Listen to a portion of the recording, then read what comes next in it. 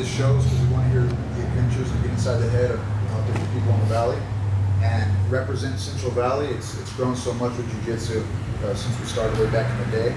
And I just want to kind of see where you guys are coming from, how you guys got into Jiu-Jitsu. Did you do martial arts before Jiu-Jitsu?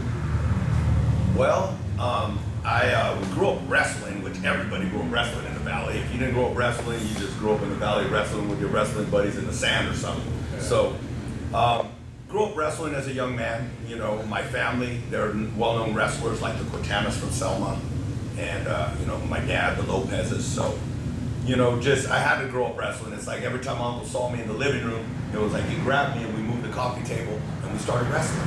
So it was just part of the family thing to do, you know. Never did any martial arts before that though. So it was mainly just wrestling. Now, you wrestled for all that time. Everybody's got a different story for when they first saw Jiu-Jitsu, like on TV or live. For me, it was an extreme fighting, I believe, and it was Ralph Gracie. I saw that one before I had seen the UFC. Right. But what about you guys? Well, you know what I mean? Well, the first time I saw the UFC, I was getting ready to go to the Army like half a year before, sitting in the living room with my dad, drinking a beer with my dad already. You know, son, since you're going to the Army, you can have a beer with me. So my dad kind of loosened up with me right before I went to the Army. So it was kind of a little wild in my house. It was fun at the same time. So I'm watching the fights with him. He rented the UFC video VHS, which it came out on, Hoist Gracie. You know, you see this guy beating up all the wrestlers, the boxers, the sumo wrestlers, whatever the case may be. Hoist Gracie was handling everybody. And I was wondering, who is this guy wrestling around in a karate uniform? I'm all, that kind of sounds crazy. And he goes, from the streets of Rio de Janeiro. Yes. And I'm like, okay, these Rio de Janeiro guys are serious. It's really happening. And they're making it happen because they're beating everybody. They're making everybody give and tap out. So that was kind of interesting to me at the time. And I saw that the UFC won. Then I went to the Army after that. So I kind of lost track of all that while I was in the Army.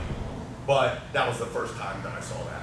That's awesome. What about you, bud? I didn't really see it until later on. So probably about 2004 when UFC was already taken over by Dana White. And did you see those old ones? I saw the old ones, but I didn't see them when they were happening. I didn't wait until later on. And I wrestled like Angel too. So going through wrestling in high school, then I started to watch UFC. Right, like I said, 2004 through 2008, and that's when they were really starting to become big.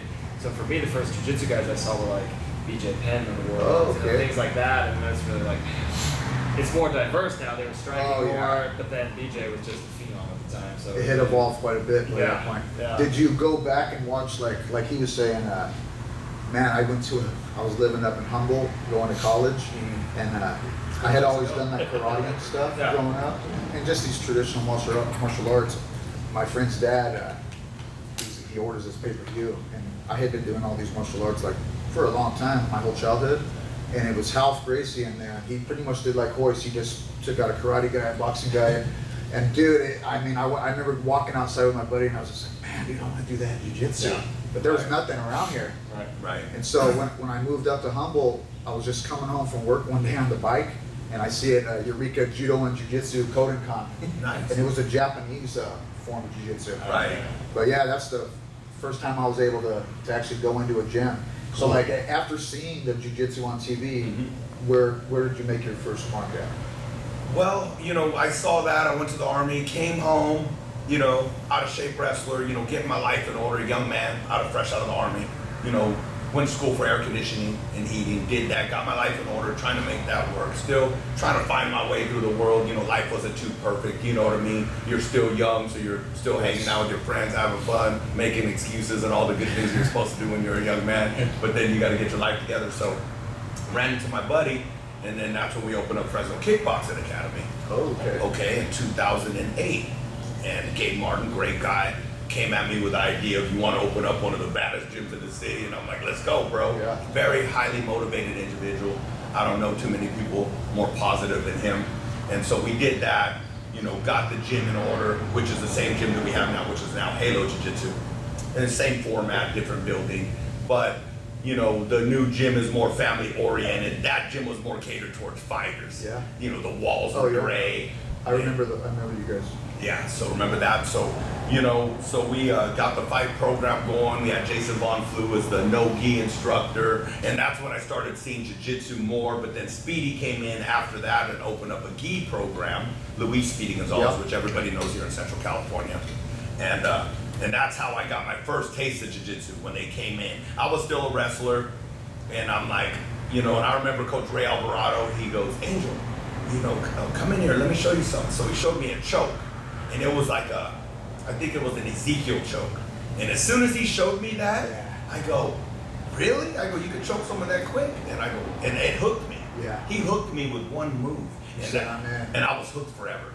After Coach Ray showed me one choke, I'm like, I'm in. I'm going to start this jiu-jitsu program with everybody here. Instead of me running around being the strength and conditioning coach and the ex-out-of-shape wrestler, let's do some jiu-jitsu. That's awesome. And that's what happened. It got me. It reeled me in like a fish. Oh, yeah. Once you get that bug. It's over. Hey, we already got some guys.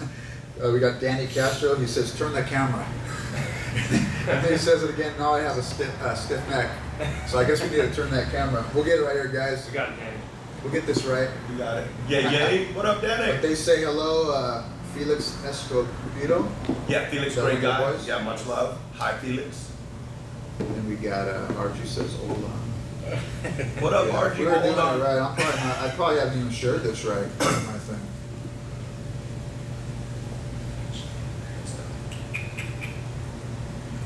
Dude, these are it's history, man. This stuff is history, bro. Oh, yeah.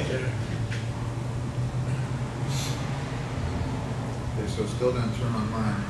Guys, did that work? Turn on the camera? We gotta keep going. It should have. Yeah, it does. Yeah, I remember, what, 70 something. I remember the Brazilians that introduced jiu-jitsu with a lot of the skinny super dudes. Yeah. And then at the time, that was the first time I ever seen shit like that. Yeah. And it was crazy because we were just getting to the age job, where Archie. we had our IDs fake and then go to nightclubs, and all of us were like 18, 19, something like that. One of my older brothers had them fake, and we went to a club where they used to go in, and of course all these other the guys trying to see the Brazilians, the girls see these blonde-haired dudes coming in all tan. They know they're, and then when they talk, they're just like, oh shit. So all the guys start hating on them, and all of us, obviously, we had to watch our backs. Those are our brothers. And, Right. Then I seen some dude there. We call him Bafal, which is blonde, but his name is Raphael. And he was like the youngest guy. He was like Fabio, looked like Fabio. Yeah. That's the only way I can explain it. Or Spicoli, kind of like that. But anyway, combo. a combo of that. They hit each other. Yeah, like a Brazilian Spicoli, man. But anyways, the guy went to strike him, man, and he's dragged that guy's front foot, man, got him on the ground, and got his back and choked him on the ground. My brother goes, what the fuck? He was like a snake. But yeah, that was my first experience, and that was like 1977. Right. Oh, wow. Wow. Yeah, dude. So you were one. You were Yeah. familiar with jiu-jitsu a long time. Yeah, that's what I'm saying. That was Before my all of first us. experience, and then That's before the Gracies even yeah, knew about it. and then That's in time, interesting. it went, it went on and stuff like that. But then when I moved here, a lot of stuff was slowly evolving and everything. And then Luis was a real good friend of mine. He was always saying, "Hey man, why don't you sponsor me? And so these tournaments." And so I said, I'll go ahead and do it. And I was already living here, and he had a tournament down south. I think it was in Anaheim or something like that. But there was, I think you were in that tournament. Yeah. There was at the elementary school. Yep. There was Way back a lot in of the guys day. from here that were in that tournament. So that was the first one I sponsored him. And I said, what? I'm gonna go and check him out, man. So I went. Son of a bitch, dude. That guy's back never touched the ground. It was like a matrix. Yeah, I it's just swear to good, God. yeah. And Smith, that guy, was like, what's he thinking? Damn, dude, like a monkey. Like a flea. I couldn't believe. I heard about him, but I knew him, but I never seen him compete. Yeah. And oh man, that was brutal. What belt was he back then? Blue. Blue? Was it? Or he might have his purple over there. Something like that, yeah. That's So I great. thought he was Yeah. badass. It was like, I didn't care about the belt, this guy's badass. You're a blue belt. Yeah. Him and then Ray Alvarado, they would Yeah. go and travel every weekend to go down to Oh, yeah. train. Yep. Because that's all they had back then, you know? Yeah. Yeah, I was telling Archie, when me and Luis were just blue belts, like, there was no black belts around here, and Luis met Half Gracie Right. first, and he worked all night, Luis did, and the deal was I would drive there while he'd sleep in the back seat. Yeah. So, but this is before Chimina, so we were That's driving. awesome. Yeah, we were driving the house like once or twice a week, and then he met Batata Santiago. Nice. Half had brought him from Brazil, and Luis liked him because he was like the same size So as they him. can train. Yeah, dude, and so we started going there, and you had to be a blue belt to compete in the worlds. That time it was over in Brazil. Right, I remember that. Yeah, I heard about that. Yeah. And man, dude, we went over there. We took a trip over there, and by this time we were under Chimina. Right. And man, dude, like my experience was just a learning experience. But Luis actually took like 3rd place over there. Yeah. And he did outstanding, man. It was really something else. That Yeah. guy's a good guy right there. Yeah, he's really good. It's just meeting a man like Speedy when he walked into our gym, he changed my path forever. Oh, for sure. And that's amazing how like just somebody could do that for you. Yep. Like if it wasn't for him, I wouldn't be doing gi jiu-jitsu. You know what I mean? And it's like it's crazy how the influence that he had on me, and then me passing it on to Jeff and all of our whole team. So Jeff, we got some questions from the people here, and for one, I know it was super special for me, man, when I got my black belt. How'd you feel about that, man? Oh man, probably, quite honestly, one of the greatest days of my life. Honestly, when you dedicate as much time as you do in jiu-jitsu, and people don't realize that. Everyone just looks at it from the outside like, oh, it's just like every other martial art. I just do this for fun. They don't see the struggles you go through, blood, the sweat, the tears, the time that it really does take. I mean, I started in 2019 with Angel, and I got it this year, so almost 10 years, 9.5 years. That's legit. And the other thing with me too is one school the entire time.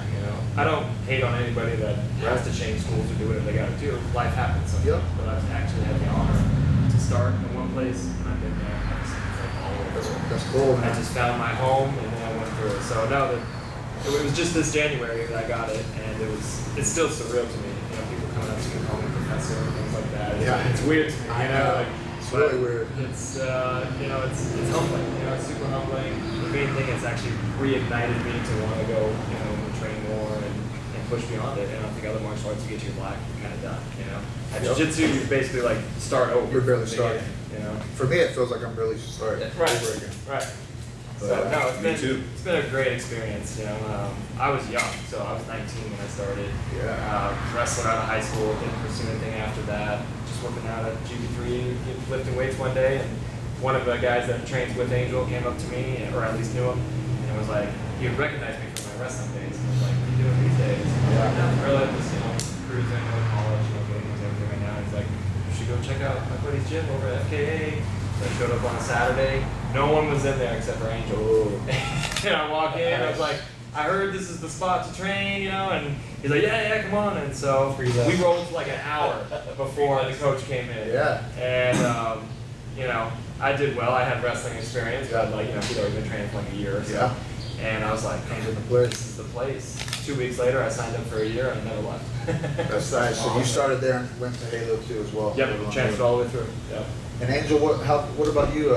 I know you guys are all under Speedy and Tingina, right? Right. So did you get your black belt from Speedy?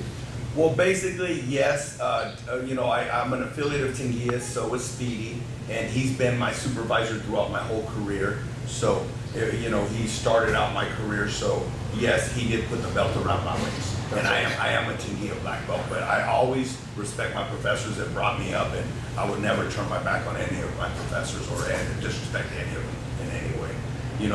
Life takes its turns. People go different ways and such, but Speedy's been there since day one for us, and he's always there when we have belt promotions, and I need his, backup when it's time to promote a black belt. He's right there with me, and Mauricio, of course, he definitely backs us up, and, having a leader like him, with all the experience and, so much of a legend that he is. He's a badass dude, man. Yeah, it's like we're just so lucky to have that kind of representation and lineage. Yeah, it's like lucky, man. We're very lucky to know someone like that. Yeah. You know what I mean? We are. Yeah. To speak about Mauricio, Did you go through him for a while too? yeah, he's who I got my purple belt from, actually. But yeah, he was cool. He let me and Luis when we went to Brazil, like we stayed with his mom. Yes, At the mom's house. yeah. It was literally, it was just walking around the block to go to that Gracie Baja. Yeah. It was Carlos Gracie Jr. was there. Absolutely. Yeah. And dude, me and Luis, but if you're American, they'll let you go in this morning black belt class. Mhm. That was like at 6 a.m. But if you were anybody else, like you had to be a black belt, I guess. But Yeah, right. because we were under Chinguino, like they welcomed us right in. Yeah. And dude, like we go in there at 6 a.m. and it was just a mat like Feitosa, Gordo, Oh, yeah. Pano, Yeah, all everybody. these dudes that were getting ready for the Worlds. Monsters. Hey man, hey, and they were so like smooth and gentle. The flow, they were just capping us out left and right, but it was such a fluid style. Yeah. You know what I mean? Just smooth. And Mauricio, if you see this, man, I love you to death, man. These guys, I know they love you to death, and you've made quite an impact on the Central Valley. And every time I see him, he's always smiling, he's always welcoming. Absolutely. And my mom, that was one thing that my mom really liked about him. When I went to him, was he was just really chill dude. Super well respected too. Like, I mean, I think too, people getting into jiu-jitsu these days, they don't know the Tinguia names. They don't know the Gordos. No. They only see like the Buchechas, the Marcelo Yeah. Garcias, all the crazy names of the world. But all those big names, they all respect him. You know Oh, what I man. mean? He's an amazing. That was a hardcore original group Yeah, right there. He yeah. posts that picture every once in a while. Right. Hey, those are nothing but killers right there. Killers. Super nice guys though, you know what I mean? Al Yeah. Fanzo, that was all the original team. Right Oh, there, you know? tremendous right there. John Jock was right there with him too. You know, that was one of his main influences. So. Have you guys ever went down there and trained with John Jack and Rich Owens? No. I haven't. No. Pretty sweet, real super nice guys. Yeah. Real technical. I would love to. Yeah. He's Yeah, actually they'll welcome you right in. He's actually a part of this one ring. Oh, really? What is that? I see that a lot, man. What is that When I one? talk about it. So basically, the affiliation is comprised of all the guys that originally broke away from Gracie Baja originally. So when Tinguia came, when they were originally part of Gracie Baja, and then he broke off and started Tinguia BJJ, and then Gorda broke off and started doing his own. All the guys that kind of broke off, they've now later combined to try to make their own super team, so we can go on tournaments and try to Yeah. compete with the big guys, like go to the Czech Mats of the world, and the Atos of the world, and things like that. And it's to really just unify our team, you know, bring all these other guys together that all came from the original lineage, and now create a super force to go through and to compete on a bigger level. So all these schools, if you're under that, you guys all compete under that name? Yeah. For big IBJJF tournaments, we'll register under this to go in and go in and try to win those. So, Angel, when you went to Japan, you go under. I went under the ring team. So when you're under the ring team, So it's an organization. It's not a team. It's an organization. Okay. So I register under Tinguia, my professor, Okay, of course. that's what I was gonna ask you. And then when we go to a big show, they merge Tinguia's students that are fighting all to the ring team. Yeah. Like Soka, his team. They'll wow. merge that to the ring team. Gordo, his team, they merge it to the ring team. So the merge becomes the ring. Yeah. So basically, the Fresno International this last weekend was really a blessing for the Valley. Everybody did so well. Clever taking #1, such a great team. We got Matt Baker with True Jiu-Jitsu. They Yep. took second. Matt Baker's awesome. Yeah, great guy. You know, the energy was so amazing that day, very positive. And we took third as a ring team.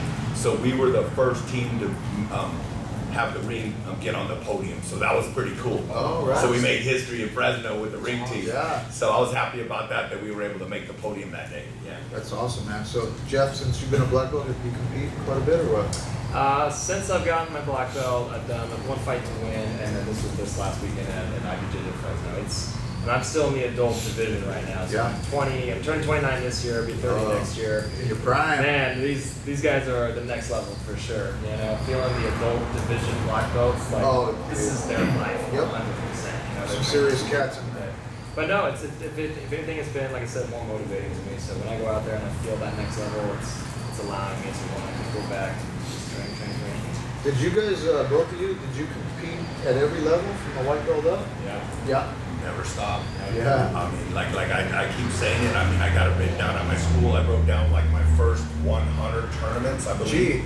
You know, and I got them at every belt level, what I took, what You've place. been to 100? Oh, I'm on tournament 115 right now in under 9.5 years. lot of those are brackets, folks, so you don't know. So Yeah. that means you've got. So at tournament 70, I got my black belt. So I'm on 115. So I'm on tournament 45 as a black belt. Awesome, man. Yeah. So getting that experience, I've gained a lot of experience. I'm never out there to prove anything. I've realized, throughout my career that jiu-jitsu is such a technical sport where you're never going to be undefeated like you can in wrestling. It's just too technical. It won't ever happen. And it ain't about going out there and proving anything. It's about improving. And that's what I teach my students and everybody else. I have nothing to prove. I just want to improve. I want to be better than that person in the mirror so I can be a better professor for my students and a better teammate, better friend for you. We're far from perfect. Everybody knows I'm not perfect. And everybody knows they're not perfect. So it's always better to just, be positive and be the best person you can for me. God bless you, man. That's it. We need a lot more out there. I'm trying to keep that energy, and with the speed of our gym growing, it's growing so fast. I mean, we sign up 5 to 10 people a week, so it's like, it's working. It happened. The team is growing, and right now I'm in a position where I'm working on getting another building. Yeah. So that's my next thing. I'm getting ready here to roll up the sleeves and make this happen. I'm going to work hard because that's my next goal here is to get a bigger building. We're sitting at 8,000 square foot at Halo. Basically, we're looking at I'm trying to get something like 18 to 20,000 square feet. Yeah, there you go. Yeah, so just have a super jiu-jitsu gym with strength and conditioning. Shower so people can shower and go to work and stuff like that. But that's where I'm headed right now. I can't sleep at night thinking about the growth of our gym. I'll bet. And we work hard as a team though, and our school deserves it because there's so much unity there where it's like, I want to make that happen. We deserve it. We can do it. We're going to make it happen. I'm working on that right now. That's tremendous, dude. This If guy you have- deserves it. He's a great coach. Oh, yeah. He coaches hard. He's a powerhouse when it comes to coaching. Yeah, when we did the inside of the dojo, it looked pretty good, man. You guys were doing your thing. Yes. But the gym looks awesome too, man. You guys got the right look, and when people walk in there, it's a positive Oh, it's atmosphere. an impulse. I went there, got the chance to see it back, and I was like, whoa, this is badass. And just talk about the gym for a little bit. I mean, jiu-jitsu, obviously that's like the prime, but you guys do have, as of late, there's some adjustments you're making. As we know, the Valley, a lot of MMA going on this year, especially, and it's going to continue to grow. You got a lot of local guys coming up that are really making impacts, and then they're actually training there. Yeah. You got a lot of top coaches from famous gyms that are putting in time there with some of your students, and then now you're incorporating a Muay Thai coach that has world-renowned fighters, national renowned fighters in your gym. So shit, it's not just that, dude. It's a one-stop shop. Right. I mean, like for instance, we have Paul Elizondo. He's fighting August 2nd at the Combates, and then we also have Crew with One Kicks Muay Thai. He's coaching them, and like you said, we have Rudy Cruz. A very well-renowned boxer, has fighters in the UFC, coaches Daniel Cormier, and those guys, and Cain Velasquez. And it's an honor to have him in our gym. He's from Reedley, so he's in the Central Valley too. So you got so much talent here, and we're all coming together. And we also have Cruz starting the One Kicks Muay Thai program at our gym now. So that's definitely going to make our Muay Thai program solid and legit. Definitely. And then that he's going to start classes on August 1st, which are Tuesday and Thursday. Don't know the times, but let's please check back if you guys are interested in Muay Thai at Halo. And then he's going to start his full-time program in October. That's awesome. Yeah, on top of Hey, Paul, we got Paul Elizondo, Jesse James, and Stephen Bull. that's a good real. Those are dirty pros. Those are guys that actually, when the fights happening, these guys are names that people come and watch. Yeah. So they already made their impact at an early age and career actually. So it's only going to get better with that. And the best thing about those three fighters, they're so humble. They know Halo's their home. They train every day. They go in there, train when they want, bring who they want, whoever they need, they could bring in there. I treat Halo like it's almost like an all-American facility where it's so free. It's like, if you want to train, we got 17 instructors with keys. If they're in there, you could go train. 17 instructors, huh? Yeah, just in it, combined with the, purple belts, brown belts, and black belts. How about Ray Ron? Am I saying that right? Yes, sir, the axe He's man. watching. What's Viking. up, Ray? Viking. Where's your Viking, axe? what up, Ray? Give me my axe. So I'm so excited about him. I mean, like his aura and everything. He has such great energy. Oh, and, he's you know, cool, man. And to get him on our team as a black belt, and then right when he got his black belt, he started competing in Fight to Win Pro, taking the axe out, having a good time, enjoying his character. He's you know, definitely having a good time with it. embracing it. Speaking of that Fight to Win, man, I refereed. Had the honor to referee on the last one. Yes. How do you guys think that Fight to Win is changing jiu-jitsu in the Valley? I think that it's definitely put a big spotlight on the Valley, and it was definitely necessary because we do got a lot of great jiu-jitsu fighters out here that deserve that light. And I was so excited for all of us local schools, you know, the local Valley jiu-jitsu schools that were out there and were able to get on national television. And, you know, I fought hard to bring that show to Fresno. I mean, I really talked to the promoter. Yeah. You know, I'm like, hey, you got to bring it to Fresno. I let him know how many schools we had in the Valley and all of that. He told me, Angel, you know what? I'm bringing it that December. He's a man of his word. Seth Daniels, much respect to you. Definitely a major shout out to you for all you do for us in jiu-jitsu and bringing Fight to Win Pro. You know, so it's just. And then what do you know? Only like a year later, IBJJF is coming to Fresno. It's So really I would something probably else. think that seeing the success of Fight to Win and how much we bring, then IBJJF started taking notice, and then next thing you know, we got a big tournament with them. So Yeah, and they were really working, you know, Tom Knox put in a lot of hard work to bring the referee, you know, meetings here to talk about bringing the show here. So, you know, shout out to him for that. He really worked hard on that. He's definitely a world-renowned fighter right here from, you know, Visalia, Central Valley. Such a great guy, very respectful. much respect. Yeah, great guy. So, you know, we're just all so lucky to be doing this and Fight to Win. That's the biggest thing that happened for us, and they'll be back in December. So we got another chance to showcase the art. They basically already said, man, we're coming to Fresno twice a year.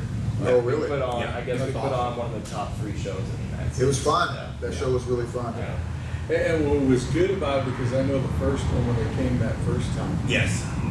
the Batas was the same night. Yeah. Yeah. Yeah, both places sold out. We sold out. Yeah, we sold out. That was crazy, man. There's a lot of people, they watched some of the fights and then they left over there Yeah. to get something. People don't realize the fight fans we have in Central Oh, Valley. dude, It's it's huge. And you know, anytime I say like Fight to Win, I told Seth and Missy, I'm like, if you guys need me on short notice, I'll be there. I'll turn down a tournament. I'll get on the Fight to Win Pro card anytime. I love that show. It's so fun. So You fought in the main event, didn't you? yeah, I fought the main event the first show here, yes, and then the co-main event the second show. So that was fun. Then after that, after the first show here in December, I immediately went to fight in Sacramento on the Fight to Win Pro Sacramento. Got the W there. Nice. Then I went to Denver, Colorado right after that. Got the W there. Fought at 6,000 feet elevation. That was pretty cool. yeah. You know, I was able to weather the storm. I did okay out there. And then went straight to Dallas after that. So I was on it like every month afterwards. So I've been on Fight to Win Pro 6 times already. And it's a fun show though. Just what you heard right there. At the gym, we're always like, where's Angel at now? He's Yeah, all where's over he the going? place. To spread jiu-jitsu as much as he has for the Valley, Yeah. he's everywhere. That's one thing I really dig about you, man. I follow you, and it seems like you're in a different country every time. So I saw you in Japan recently, but where else around the world have you been? I've been to Lisbon, Portugal, competed out there. I love the scene out there. The tournament is hard. There's a lot of legit fighters. I mean, the energy's insane. When you hit the mat, you can't even hear. Oh, really? It's like when the black belts are fighting, it's like, rah! It's Yeah. like, you can't, like, if someone was trying to coach, it ain't gonna happen. You're not getting coached. You just go out there and fight. Coaching yourself. It's insane. So, but there's a couple other things that are happening right now. We're going to the World Championships. We all know the Master World Championships are in Vegas next month. So that's happening. So I'm headed out there. Some of the students are going to be doing the Las Vegas International, and that's at the same time as the Master Worlds. I'm going back to Japan in September. So I'm trying to take some of my students with me to compete in the Asian International. That happens every September in Japan at the Budokan Temple in Adachi-ku. Right out. Tournament that you were just in Japan. Which one was that? That was the Master of Asia, and I competed in that. I took second both days, and I took second in the Master of Asia and second in the Tokyo International. I fought Eduardo Telles, the Oh, turtle wow. guard, Yeah, master, yeah. octopus guard. How was that? It was such a great fight. I never fought no one like him in my life. His technique is Oh, amazing. yeah? Much respect to him. It was a major honor to fight a legend like that. Like, what kind of techniques was he He doing? went straight to turtle guard. Yeah. I'm like, I've never had somebody just turtle up on For me. those like that don't know, explain that turtle guard a little The bit. turtle guard is when you go to all fours and you curl up and then you look for attacks from there. He's the master of the turtle guard, so look him up online. Really, he's really legit and sharp. He's such a legend, such a great guy. And it was so fun to fight him because I never fought no one at that technique Yeah. style. So it was just fun. It was a good time. And, you know, You pretty respectful after the match? oh, before and after. Yeah. Yeah. So he's the kind of guy where I'm gonna go to San Diego and hang out, roll with him. You know, How did it that's feel it. when you're rolling with a guy like that? Like, was he like just going with pressure, or was he Pressure and smoothness and Yeah. just like when he gets to a pressure point, it's strong, but then he'll loosen up on you and he'll move smoothly and land plates is perfect. It's like his game is so just like meticulous, just like What an it's honor, man. smooth. Yeah, so to fight, you know, that's why I go to these tournaments because I'm always fighting legends like Alberto Cranes, you know, the No first way. American Jiu-Jitsu. You fought him? Yeah, I fought Alberto at the Legit. LA Pro, and we fought in the finals. Very good guy. He beat me like 4-0, something like that. He is an awesome guy. Such a great guard, such a great dude. He was like smiling during our fight Yeah, sometimes. he's an OG too. He's been Oh, around he's an forever. OG. I remember Like him. he's classy though. He's very respectful though. I'm He's like, part of the Dirty Dozen, right? Yeah. Yeah. yeah, I believe I so. With remember Chris him. Howder. Yeah. yeah. Yeah. When he fought Javi Vasquez, Yep. King of the Cage for what he fought the title. Yeah. Javi had his double ACL blown out. Ooh. Yep. And still fought him. And Javi, as everybody knows, What's up, Tom Knox, Cody Sons, Mark Christensen? Jiu-Jitsu, the wrestler that got into Jiu-Jitsu. So that was a badass fight. Tremendous fight, OG fight that most of the young guys haven't seen. Oh no. Have you guys ever done MMA or thought about doing it? He has. I He have. has. I did MMA. I fought in the Valley Future Cage Fighters. One fight.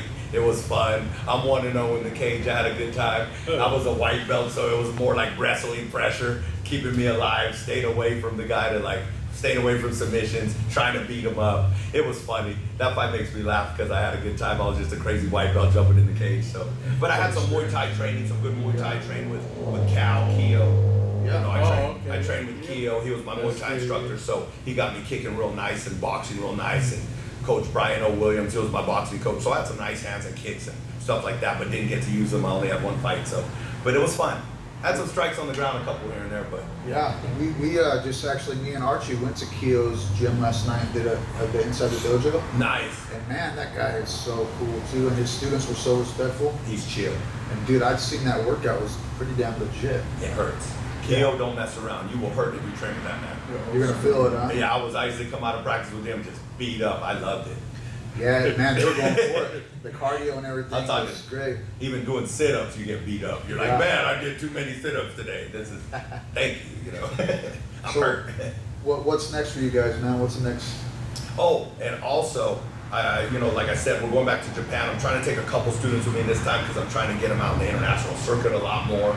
You know, I know it's expensive, but I'm trying to do that. So, but I did get invited to the Tel Aviv International in Israel. Oh wow. So, That's awesome. you know, I made history. I'm the first foreigner to sign up for the tournament. So I'm going to be out there training with Amir Barone and the Soul Fighters. And they're a pretty good team out there. They won all the, like the Paris International, the Spanish International, and, you know, Spain and all that. So I'm going to be fortunate to train with them. You know, and they're on shape, those guys from Israel. They work hard, you know, so stoked about that. Then about 12 days later in October, I'm going to be competing in the Rome International and the Nogi Europeans. So basically, I'm doing 2 tournaments in Israel, Tel Aviv, and 2 tournaments in Rome, Italy in October.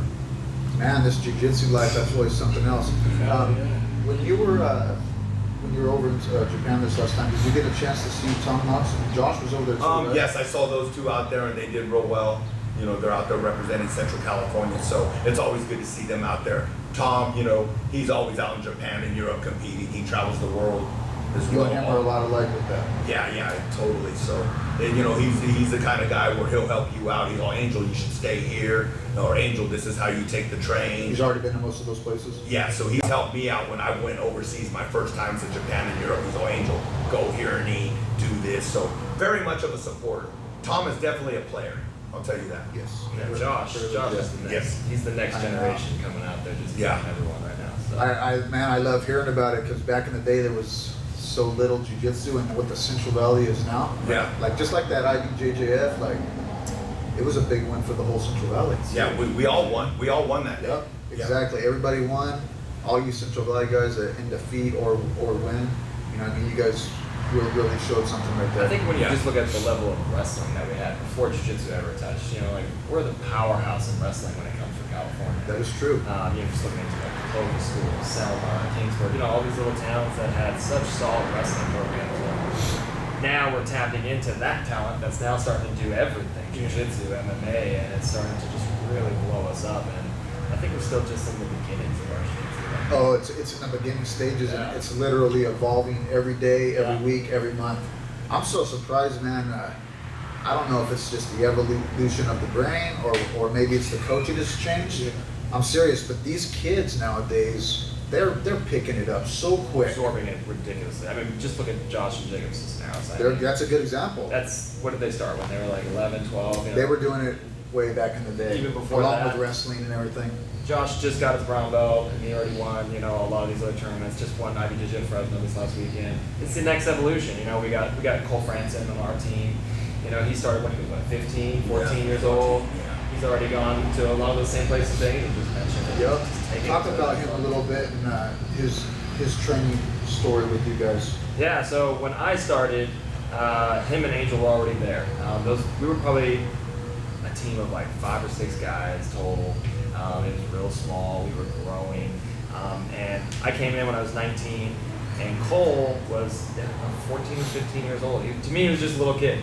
The week that I showed up, he wasn't there that week. So when he came back the next week, I thought he was a new kid on the team. And we're doing some drills, like armbar drills, and I'm telling him what to do. And at 14 years old, he just looks at me and he goes, "Yeah, I know what to do." I'm like, "Oh, I didn't know you've been here this whole time." And he just, I think exactly that. He was always the young, small one on the team. So he had the heart and mindset to be there the entire time and deal with adult men all the time and train alongside them. And so he was forced to take on the true technique of jiu-jitsu more than anything else. His physicality wasn't there, and so He's all technique. is he what it was looks like forced to to me. do technique.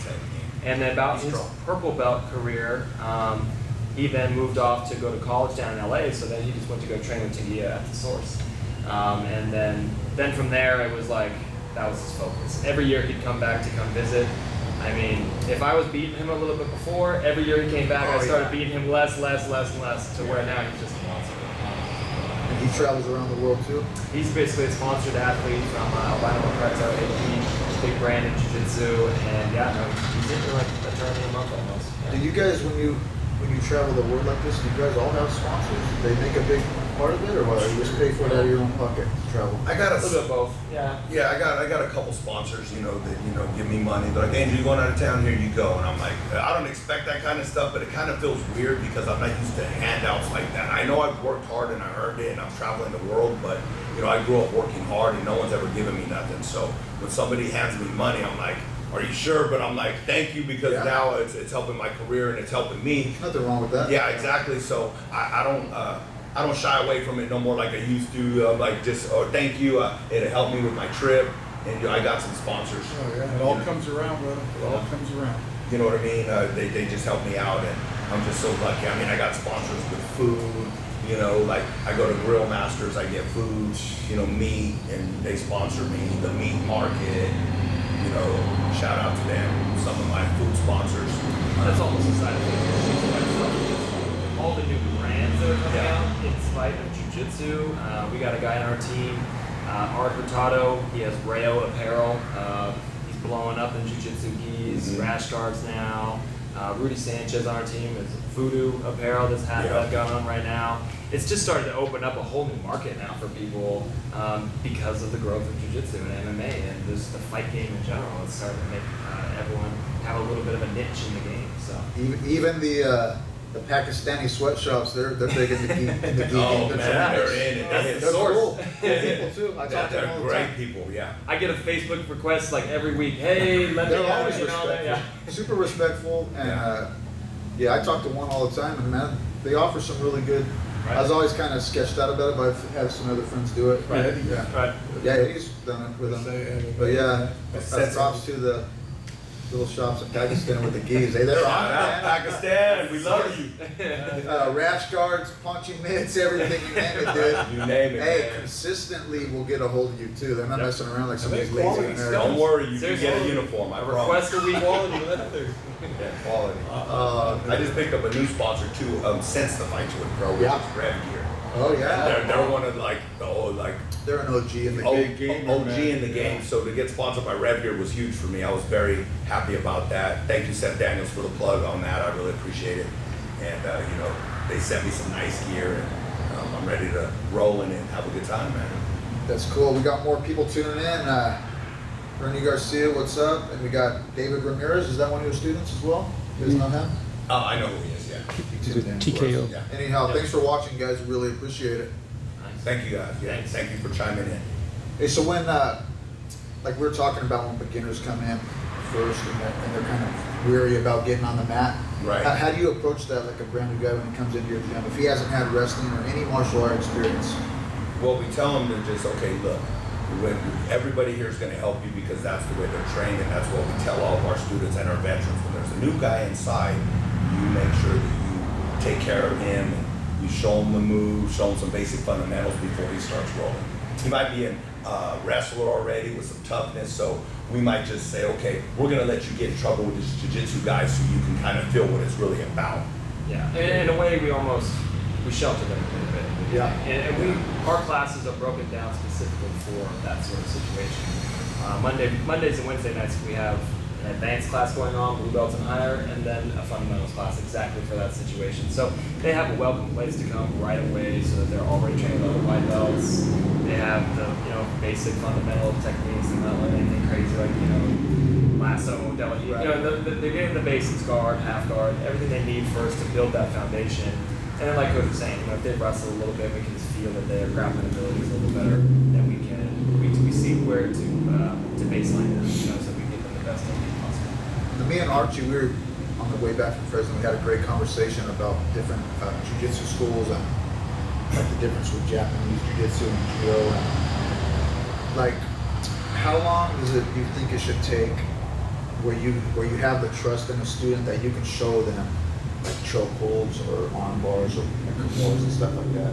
Is there a certain point of trust that you have to build with the student? No, I'll show them right away. I mean, I'll just, I'm like, It's normal. okay. It's Yeah, normal. yeah, it's normal. Like, if you're in class, it's a class that we're teaching basic arm bar switches, arm bar drills, and chokes. You're gonna be part of this class and you're new, but don't get intimidated by it. We're gonna go over the submissions and you're gonna have a partner, and during your drilling, you guys are gonna tap once you feel the uncomfortableness of the submission, so. Honestly, I agree. I mean, when you start doing something like jiu-jitsu, there's no good time to start to learn it. I feel like you're gonna get thrown in the mix and you gotta get used to it, and that's it's kind of a humbling part, we do as much as we can for beginners to make sure that they're good and they're sheltered and, they learn the fundamentals and grow. But at the same time, the only way to get used to jiu-jitsu is to roll, and to get in there and feel that pressure. And I tell them, tap out as much as you can, In the beginning, you're gonna tap a lot, It's that humbling experience. And it also filters out, I think, who's who and even wants to train. If you come in with a huge ego and you're thinking that you're gonna go in and be something and you can't handle losing, jiu-jitsu is probably not the sport for you. Doesn't last long. Yeah. So no, I agree. I mean, obviously we're not teaching them heel hooks and something crazy like that right off the bat. But no, get the basics, go in there, feel it out, come back Swim to with the next sharks. Yeah. day. Just don't quit. Yeah. So I always ask this question to everybody that we get a chance to interview. I know I have my answer for it, but what percentage of people that come in and get on the mat that act real serious, what percentage of those people will actually stick with it for more than, say, 3 months? Small? less than 5%.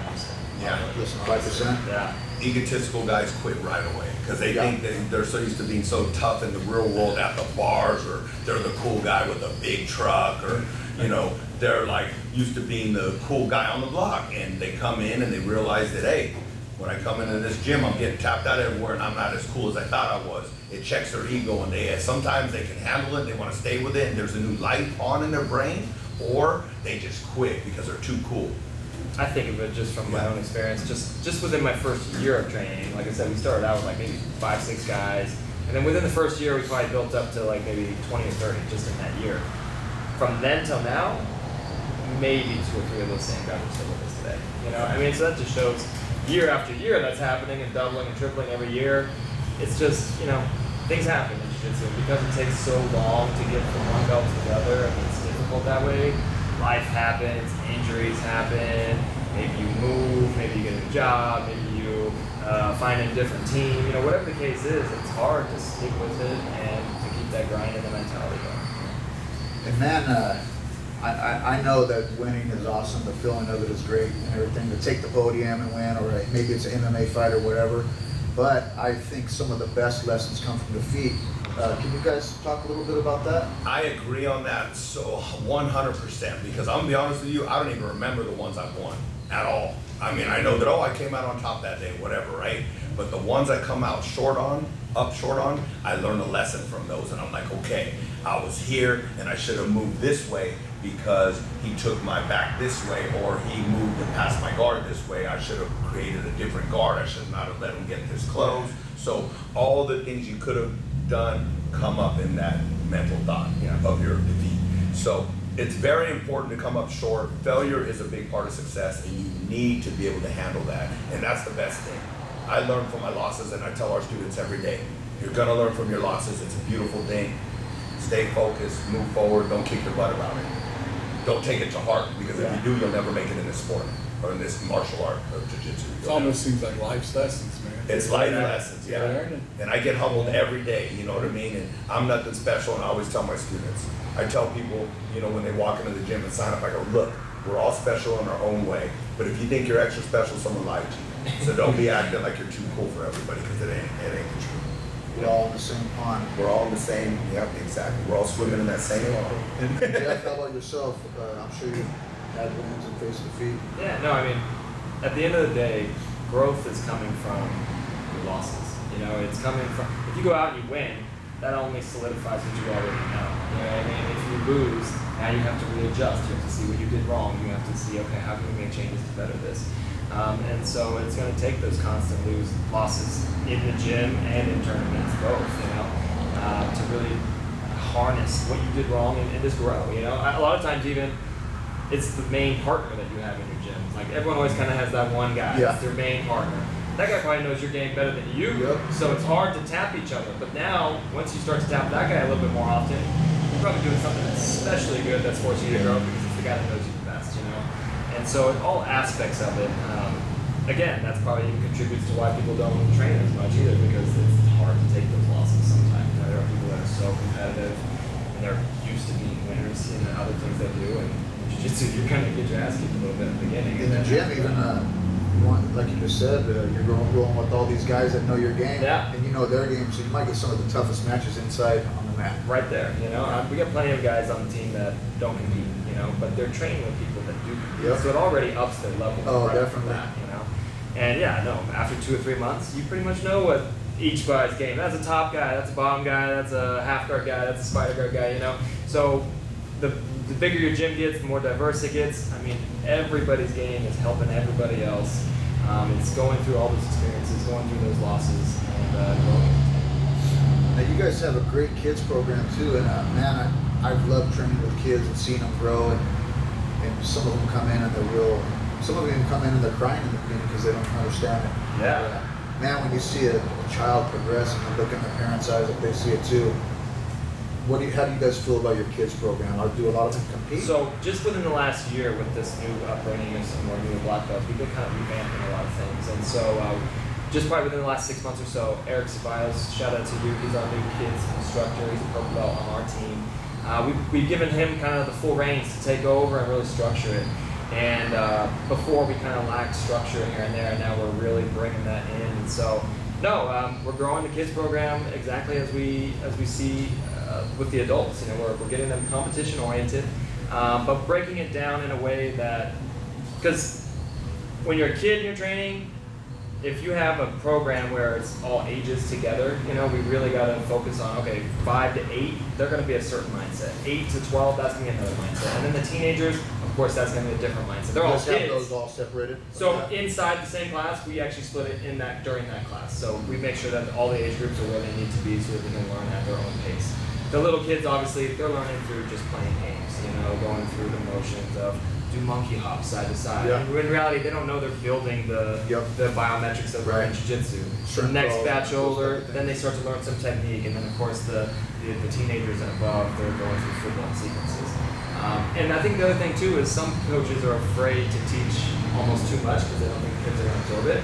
Kids can absorb so much. It's just having the tenacity to actually get out there and do it and teach them. And we've had a lot of success. Coach Eric himself is a parent, a dad, and his son Cannon, he does the class as well. So he's got that connection because his own son's in there and he wants to see everyone else do good. They just went down to 5 grappling down in San Diego, and his son won gold. That's awesome. Took first place, had 2 fights. Eric is his name? Eric. Yeah. Props to Eric. Good. Thanks for working with these kids. Now, Angel, it looks like is your wife involved in jiu-jitsu or at the gym? She's a white belt 2-stripe. Hey Nicole, love you. Shout out to you. She's a 2-striper. Would I love her to do jiu-jitsu a lot more? Of course. But of course, if she's always right, so I don't want to get involved with that part. I don't want to get it twisted too far. But yeah, she runs the front desk and she's basically my manager and helps me out with everything. You name it. From the paperwork to yelling the time when I'm at a tournament to just making sure everything's in order. So yeah, she works at Halo. Yeah, but she's gonna start rolling again. Yeah. There was a sign that I know that, and the reason why I say that is because she went to get her nails done, but they're not long. She got them short. So that means she's gonna start rolling. And I got happy, but I'm just gonna kind of back off and let her hit the mat when she wants. Yeah, that's probably the best thing to do is not pushing you. Because you guys, everybody knows how insane I am about jiu-jitsu and crazy, so I can't hide it, and it's just, you guys know that. But it's like, I can't be pushing it too far on her though. That's all I gotta say about and that. No disrespect to anybody's wives or anything like that, but I've had a lot of friends, man, they fall in love with the jiu-jitsu and it actually becomes a problem with their wife at home. I got real lucky. My girlfriend actually already trained jiu-jitsu. There you go. Before. And so she's actually a 4-stripe blue belt now. Yeah. And it's different, We can solve problems just go and roll on the mat, Yeah, there she you go. beats me up a lot of times, so that's makes it better, But it's now Take out that trash. as opposed to having someone where you kind of like try to get them to go train or get them to understand it. They don't want to have nothing to do with it. Ashley, she's she's right there with me watching the jiu-jitsu videos, watching the tournaments, involved, and it makes a big difference. Do either one of you guys have children? So I'm actually expecting my first son in September 25th. Yeah. That's awesome, man. You'll have a great mentor to look up to. I have a son, Matt. My son, Matt. Shout out to Matt. He's 24 years old. He's a great wrestler. He wrestled at Clovis High. He got MVP when he was in high school, and his jiu-jitsu is good. He's a blue belt underneath us. Of course, he does jiu-jitsu.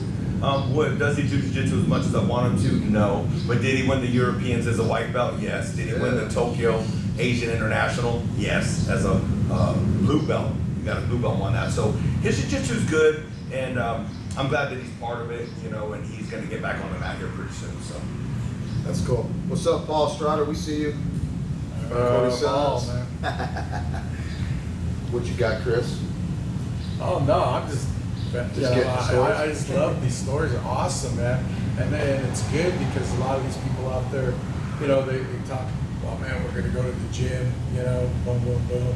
But then the experience of life, that's priceless. That's priceless. You got to see, and you mentioned when we started, you were in the service. You see, I'm sure the world now more than you did then. yeah, the Army is cool, but all I saw was a bush, and like in the I don't know who she was, but yeah, exactly. I saw bush in the wilderness, and I was in my Bradley fighting vehicle.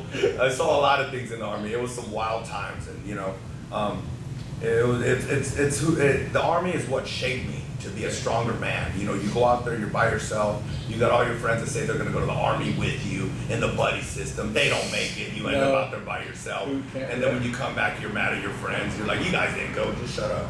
And then they're still doing the same shit that they did when they left. Their life never improved. Yeah. So, but it really shaped me to you got to really dig down deep and find out who you are when you're in the United States Army infantry, because it's no joke. They train you to where you're gonna die. You know what I mean? You're carrying 80-pound rucksacks, with a dragon gun, with an M60, with another little baby rucksack on top.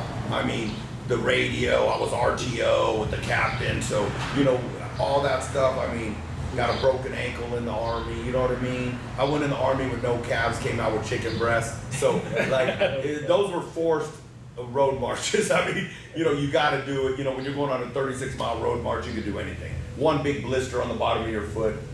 Life is easy out here, dude. Keep going. So coming out of the military, I've had quite a few students, and man, they're always real disciplined, and they're pretty gun ho, and they come in with that military attitude. Right. Like, how did you know, coming out of there, how did you approach? What was your approach? My approach to life was everybody was too slow. You guys just don't do enough. I mean, I kind of had that, like, coming right out of active duty. It was just too hardcore. So I kind of had to loosen up a little bit.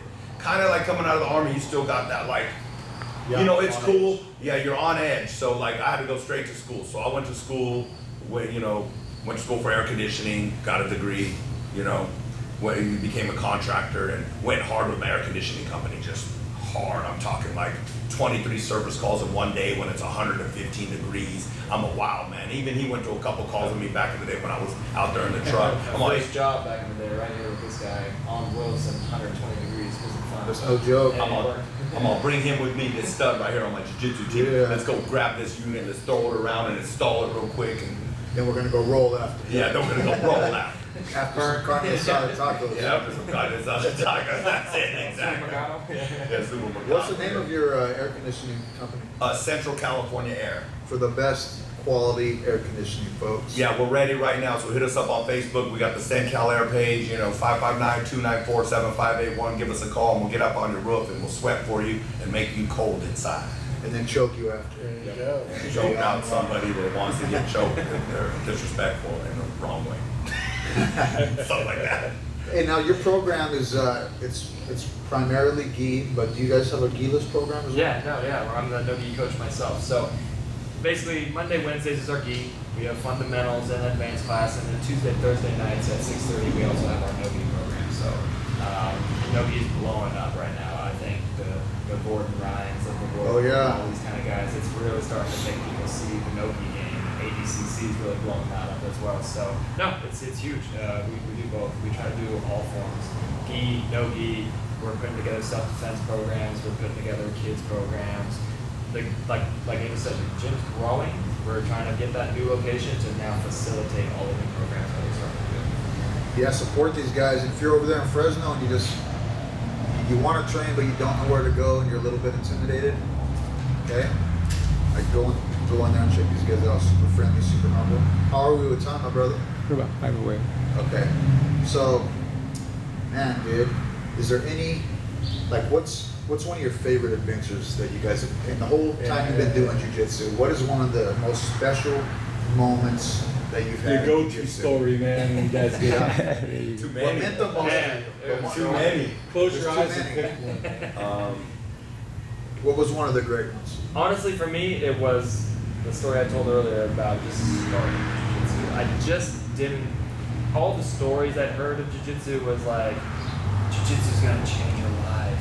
You're gonna know these guys forever, and this and that. I was like, what is this, a cult? Like, I didn't know. It just sounded weird to me. Like, I was a wrestler. I was real athletic. I didn't think of a sport like that in those terms, and so going and starting training, and that's how I treated it at first, was just sport. I'm gonna do this so I can compete and keep my competitive advantage going. And once I met the team, and then just the bonds you build in general with all these guys and girls on the team, it's just words can't describe it.